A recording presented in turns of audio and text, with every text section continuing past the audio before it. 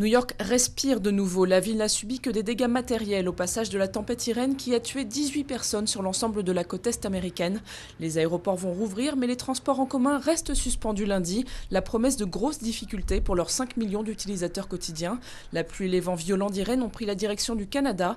Près de 200 000 foyers sont privés de courant. En ces temps de crise, son projet de rigueur budgétaire l'a emporté. Yoshihiko Noda, le ministre des Finances japonais, est élu président du Parti démocrate du Japon, ce qui lui garantit le poste de Premier ministre du pays. Très critiqué pour sa gestion du séisme et du tsunami géant du 11 mars, suivi de la catastrophe nucléaire de Fukushima, Naoto Kan a jeté l'éponge la semaine dernière.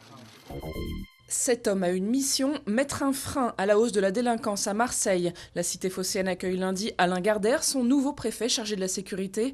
Un défi de taille pour ce proche du ministre de l'Intérieur Claude Guéant. Il est le 3e à occuper ce poste en 2 ans.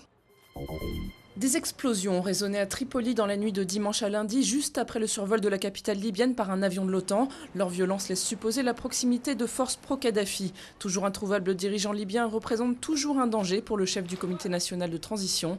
Il appelle la coalition internationale à continuer de soutenir les rebelles. Récentes émeutes obligent, un des costumes les plus visibles cette année au carnaval de Notting Hill sera celui de policiers. Plus de 10 000 agents mobilisés pour que le festival de rue géant reste une fête. 1 million de personnes sont attendues dans les rues de Londres pour célébrer la culture caribéenne.